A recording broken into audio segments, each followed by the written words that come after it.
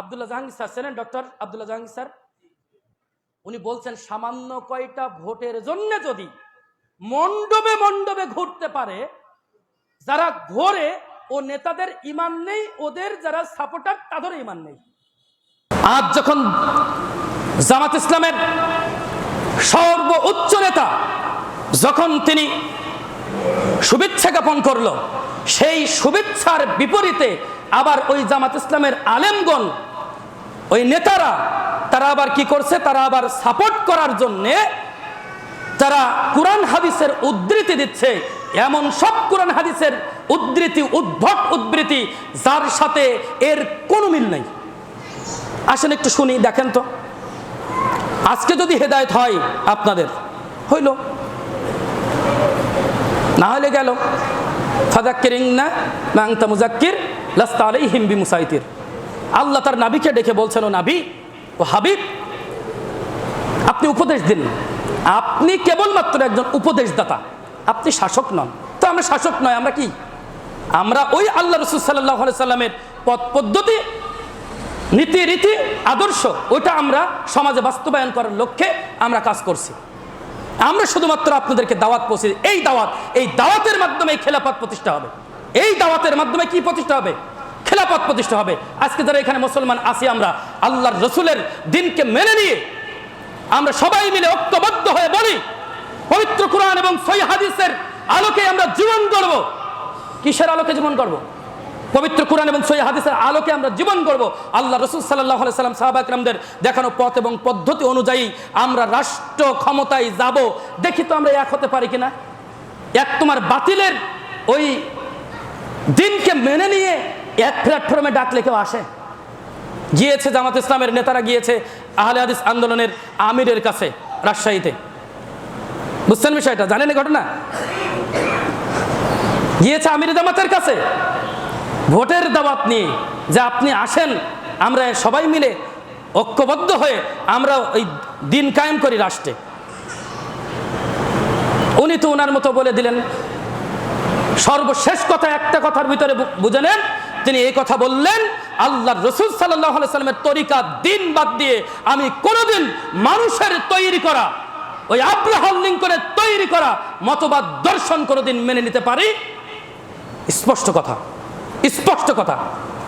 Jail তো খাটিয়েছ তোমরা, sir বলেছে এভাবে করে, জেল তোমরা খাটিয়েছ। কারাই খাটিয়েছে? যখন তাকে জেলে বন্দি করা হয়, তখন জামাত ইসলামের বাঘা বাঘা দুই নেতা ক্ষমতায় ছিল না? হ্যাঁ, আলেমদেরকে, এশিয়া মহাদেশের সর্ববৃহৎ আলেমদের ভিতরে একজন বলা হয় ডক্টর প্রফেসর আসাদুল্লাহ আল গালিবকে। তাকে বন্দি করে রাখা হচ্ছে জেলের ভিতরে। মুখে সব কুলুপাটা ছিল কেন? জামাত ইসলামের নেতাদের একটার মুখ থেকে আপনারা শুনতে পেয়েছিলেন কিসের ইসলাম প্রতিষ্ঠা করতে চায় তারা? আলেমদেরকে জেলের ভিতরে বন্দী করে কিসের ইসলাম? আলেমদেরকে জেলের ভিতরে বন্দী করে কিসের ইসলাম প্রতিষ্ঠা করতে চায়? শুভেচ্ছা জানাচ্ছে শারদীয় দুর্গা পূজার শুভেচ্ছা। বুঝুন, আজকে যদি আহলে হাদিস আন্দোলন তাদের সাথে বলতো, হ্যাঁ ঠিক আছে, তোমাদের সাথে একত্রিত হয়ে কাজ করব, আজকে আহলে হাদিস আন্দোলনের কিছু থাকতো? চরিত্র বলে কিছু থাকতো? তাদের চরিত্র বলে কিছু আছে? তুমি ইসলামিক দলের নাম দিয়ে তাদের পিছনে ছুটতে আসো, তাদের চরিত্র বলে কিছু আছে? একবার আওয়ামী লীগ, একবার বিএনপি, নারীর পিছনে ছুটতে ছুটতে তাদের জীবন গেল। বেটা দেখতে পাও না? নারীর পিছনে ছুটতে ছুটতে জীবন গেল। নারীর পিছনে ছুটে যাবে? কথা বলেন, নারী নেতৃত্ব মানা যাবে? ইসলামে সরাসরি আল্লাহ রাব্বুল আলামিন কোরআনের আয়াত নাযিল করে বলে দিয়েছেন যে নারী নেতৃত্বকে আল্লাহ পাক রব্বুল আলামিন কি করেছেন? হারাম করেছেন। সে নারীর পিছনে ছুটছে আর বলছে কি, ওই যে বলি আওয়ামী লীগ করলে হয় কাফের, আওয়ামী লীগ বিএনপি করলে হয় কাফের, বেঈমান, মুনাফিক, আর ওরা করলে হয় কৌশল। ওরা করলে কি হয়? কৌশল। কি যুক্তি দিচ্ছে এবার দেখেন। যুক্তি, কাবার ভিতরে মূর্তি থাকার পরেও তিনি ভাঙার জন্যে কিছু বলেননি। কাবার ভিতরে প্রথম কথাটাই হচ্ছে ভুল। কাবার ভিতরে মূর্তি ছিল না, কাবার চতুর্পাশে বাহিরে মূর্তি ছিল। আচ্ছা, ওই ভুল এখন সঠিকটা বাদ দেই, কি বলছে তাই দেখেন। কাবার ভিতরে মূর্তি থাকার পরেও তিনি ভাঙার জন্য কিছু বলেননি। তার মানে একটি জাতিকে আগে বুঝতে হবে আমি যে আদর্শ প্রচার করতে চাচ্ছি এটা বোঝানোর দরকার, এটার দাওয়াত দেওয়া দরকার এবং সাংগঠনিকভাবে মজবুতি দরকার। এরপরে যখন ইসলামী হুকুমাত প্রতিষ্ঠা হবে তখন আল্লাহ যে হুকুম করবেন সে বাস্তবায়িত, সেই অনুযায়ী বাস্তবায়িত করা হবে। তাহলে তাদের আগে মানে এই কথাটার ভিতরে আপনাদেরকে এভাবে করে বলি যে তাদের অবস্থা এরকম হয়েছে, আগে আমরা মূর্তি পূজা করি, মূর্তি পূজা আগে কি করি, তারপরে গিয়ে আমরা যখন ইসলাম ক্ষমতা আসবে তখন গিয়ে আমরা সব বাদ দিয়ে দেব। আগে কি নিজে না আগে রাষ্ট্র? বলেন, সবাই বলেন, এবার সবাই কথা বলবেন, আমি বলিনি কিন্তু আল্লাহ বলেছেন আগে নিজে না আগে রাষ্ট্র।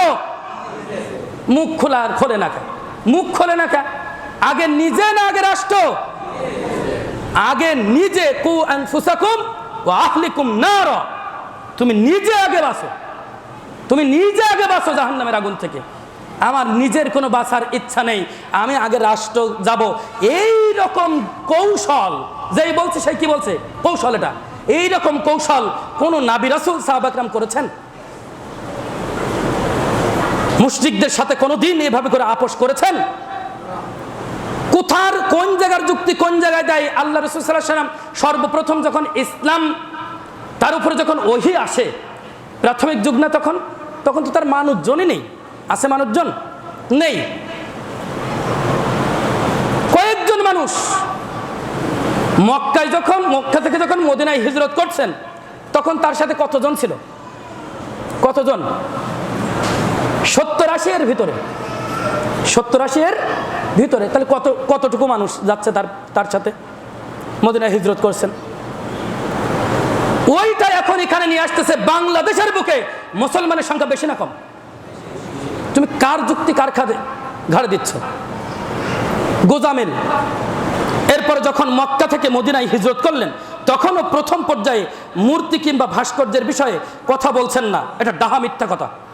রাসূল সাল্লাল্লাহু আলাইহি ওয়াসাল্লামের জীবনটাই ছিল মূর্তির বিরুদ্ধে, পুরো জীবনটাই কার বিরুদ্ধে দাওয়াত ছিল? মূর্তির বিরুদ্ধে দাওয়াত ছিল। সেখানে বললেন যে যার যার ধর্ম শেষে পালন করবে। কথা সত্যি তো, কথা তো ঠিক, আমরাও তো বলছি যার যার ধর্ম শেষে পালন করবে। আল্লাহ তো নিজেই বলেছেন লাকুম দীনুকুম ওয়ালিয়া দিন, তোমাদের ধর্ম তোমাদের জন্য, আমাদের ধর্ম আমার জন্য, তাই না নাকি? ঠিকই আছে। অর্থাৎ যিনি মূর্তি পূজারী তিনি মূর্তি পূজা করবেন, যিনি চন্দ্র পূজারী তিনি চন্দ্র পূজা করবেন, যিনি দেবদেবী পূজারী তিনি দেবদেবীর পূজা করবেন, যিনি একাল্লার পূজারী তিনি একাল্লা অর্থাৎ তাওহীদের পূজা করবেন। আচ্ছা, এর মাধ্যমে আপনারা কি পাইলেন যে ওই বাতিলের সাথে আপোষ করতে হবে? আমরা তো এই কথা বলছি যে যেটা করে সে সেটা করবে, কিন্তু আমাদের দাওয়াত সর্বত্র পৌঁছাতে হবে। আমাদের দাওয়াত কি করতে হবে? সর্বত্র পৌঁছাতে হবে। ভাই, এটা আল্লাহর দিন নয় ভাই, এটা জান্নাতের পথ নয়। আপনি ফিরে আসেন, আল্লাহর পথে ফিরে আসেন, জান্নাতের পথে ফিরে আসেন। দাওয়াত চলতে থাকবে না? আমাদের চলতে থাকবে। এর মাধ্যমে কি আপনি বলবেন যে এর মাধ্যমে এই যুক্তিটা যে আমি দলিল দিচ্ছি যে শারদীয় দুর্গাপূজার শুভেচ্ছা জানানো যাবে? এই দলিলেই। এরপরে দেখেন, যদি একটি রাষ্ট্র ইসলামী হওয়ার পরেও, বলছে যদি একটি রাষ্ট্র ইসলামী হওয়ার পরেও জাতীয় ঐক্য এবং রাষ্ট্র ও নিরাপত্তা বিধান করতে গিয়ে রাসূল সাল্লাল্লাহু আলাইহি সাল্লাম যার যার ধর্ম পালন করার জন্য এমন উন্মুক্ত স্বাধীনতা দিয়ে রেখেছেন, আর মক্কায় রাসূল সাল্লাল্লাহু আলাইহি সাল্লাম মূর্তির বিরুদ্ধে একটি কথা বলেননি। নাউযুবিল্লাহি মিন যালিক, নাউযুবিল্লাহি মিন যালিক। কি বলছে বলেন তো? এখানে মক্কায় নাকি রাসূল সাল্লাল্লাহু আলাইহি সাল্লাম মূর্তির বিরুদ্ধে নাকি একটা কথা বলেননি। তা তার দাওয়াত কিসের ছিল? রাসূল সাল্লাল্লাহু আলাইহি সাল্লামের দাওয়াত কিসের ছিল? তাকে হত্যা করে ষড়যন্ত্র করছে কেন? তুমি যে বলছো মক্কা থেকে মদিনায় হিজরত করেছে আল্লাহ রাসূল সাল্লাল্লাহু আলাইহি সাল্লাম, তা কেন হিজরত করেছিলেন? কেন হিজরত করেছিলেন? তোমার বাপের বিরুদ্ধে বলার জন্য নাকি? হ্যাঁ, তোমার বাপের বিরুদ্ধে বলছিল তাই? ডাহা মিথ্যা কথা। এই একটি কারণই হতে পারে তার জন্য জাহান্নাম, একটি কারণই হতে পারে। তওবা না করলে এইভাবে মরলে জাহান্নামে যাবে। সারা জীবনটা আল্লাহ রাসূল সাল্লাল্লাহু আলাইহি সাল্লামের কেটেছে মূর্তির বিরুদ্ধে দাওয়াত দিতে দিতে। ডাহা মিথ্যা কথা বলছে যে নাকি মক্কায় থাকতে নাকি মূর্তির কথা বলেননি তিনি। আস্তাগফিরুল্লাহ। এরপরে তার কারণ সেখানে মূর্তি পূজারীরা দেশ চালায় বিধায় ওখানে গোপনে গোপনে দাওয়াত পৌঁছেছেন। হ্যাঁ, আপনি গোপনে গোপনে দাওয়াত পৌঁছান, সমস্যা আছে? আমাদের কোনো সমস্যা আছে? এখন গোপনে গোপনে পৌঁছাবেন না প্রকাশ্যে আছে? আমাদের সমস্যা আছে? প্রকাশ্যে যদি আপনি ইসলামের দাওয়াত দেন কোনো সমস্যা আছে নাকি? সমস্যা হচ্ছে কেন?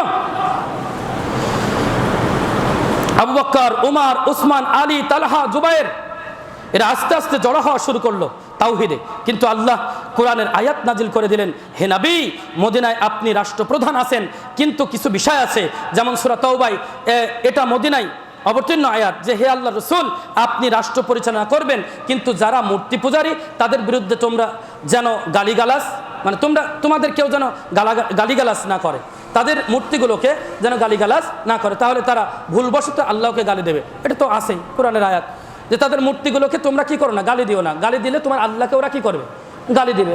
ভালো কথা, ভালো কথা। তো এর মাধ্যমে আপনি কি পাইলেন যে শুভেচ্ছা জানাতে হবে মূর্তি পূজার? এটা দলিল? মূর্তি পূজার দলিল এটা? মানে গোজামিল। মানুষদের সামনে তো কিছু বলতে হবে, ছাপাই গাইতে হবে, তো কিছু গোজামিল দিচ্ছে।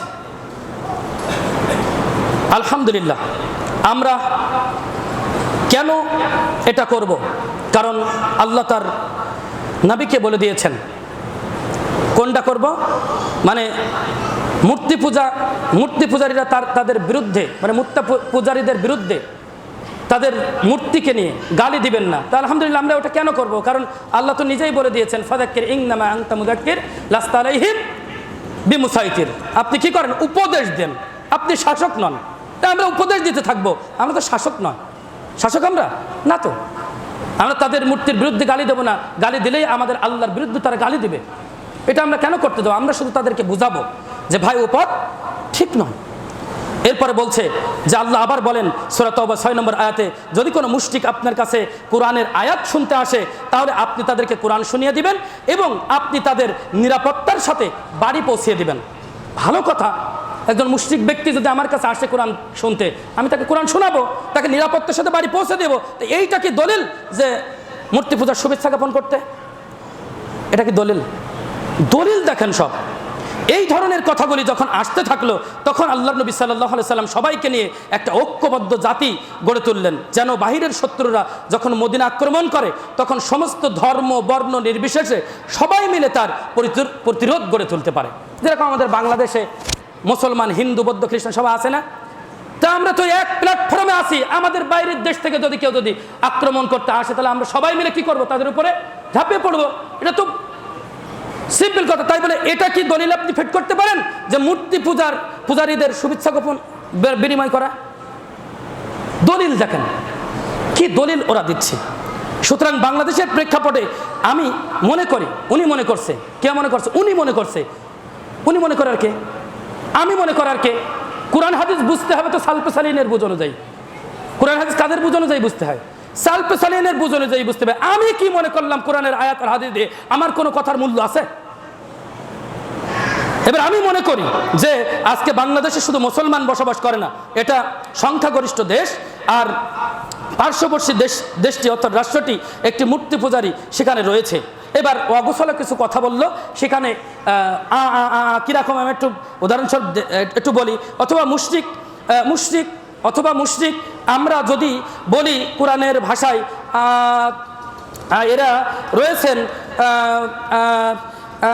কিন্তু সেখানে যদি লাস্ট ফিনিশিংয়ে এটা চলছে, কি দিবে? দলিল তো দিতে পারি না একটা। দলিল তো উদ্ভট, কি দলিল দিবে?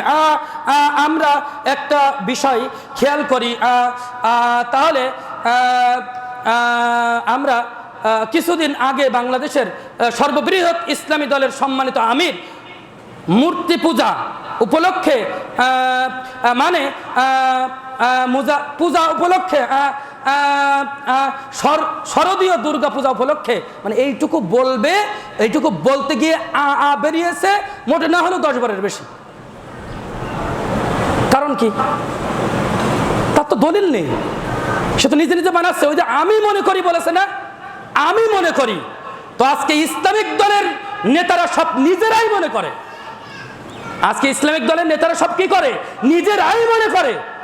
তাই তো গণতন্ত্রকে ওরা বেছে নিয়েছে ইসলাম প্রতিষ্ঠার হাতিয়ার, অথচ গণতন্ত্র হচ্ছে খুনি তৈরি করার হাতিয়ার। গণতন্ত্র কি তৈরি করার হাতিয়ার? খুনি তৈরি করার হাতিয়ার। অথচ ওইটাকে বেছে নিয়েছে ইসলামিক রাষ্ট্র ব্যবস্থার হাতিয়ার হিসাবে।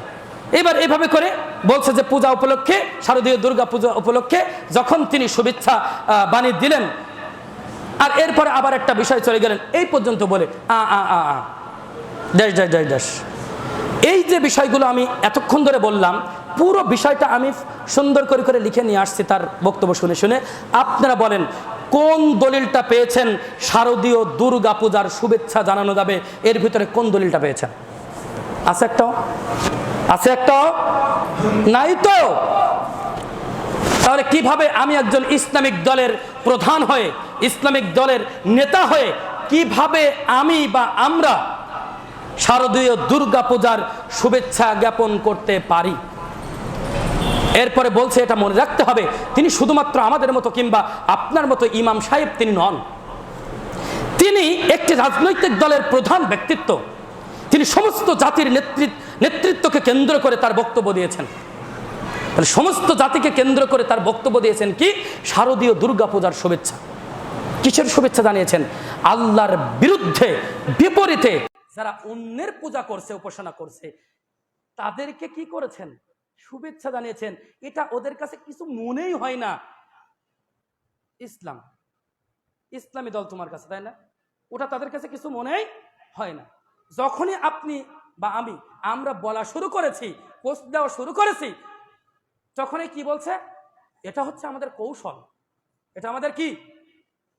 আব্দুল্লাহ জাহাঙ্গীর স্যার ছিলেন, ডক্টর আব্দুল্লাহ জাহাঙ্গীর স্যার, উনি বলছেন সামান্য কয়টা ভোটের জন্য যদি মণ্ডপে মণ্ডপে ঘুরতে পারে, যারা ঘোরে ও নেতাদের ঈমান নেই, ওদের যারা সাপোর্টার তাদের ঈমান নেই। কে বলছেন বলেন তো? বিজ্ঞ আলেম কিন্তু বাংলাদেশের ডক্টর খন্দকার আব্দুল্লাহ জাহাঙ্গীর রহমানুল্লাহ, তিনি বলছেন এই কথা। মুসলমান কার পিছনে ছুটছো? কোথায় দৌড়াচ্ছ মুসলমান? তো তুমি কি মনে করছো? তুমি মনে করছো আমি তো পূজায় যাইনি, ওরা একটা ভালো দল, রাষ্ট্রের একটা ভালো দল, ওদেরকে আমি সাপোর্ট করি। বেটা, সাপোর্ট করেছো মানে তুমি তার সাথে অংশগ্রহণ করেছো, তার ওই পূজার সাথে তুমি অংশগ্রহণ করেছো। এটা তো বললাম শুভেচ্ছা জানানোর বিষয়। আপনারা দেখেছেন যে ইসলামিক দলের নেতারা, এমন কোন জায়গা নেই যেখানে ইসলামিক দলের নেতারা ওই পূজা মণ্ডপে যায়নি। ওরে মধুর লাগছে, আমার দল ইসলামিক দল করি আমি। ইসলামিক দল কি দল? জামাত ইসলামিক দল।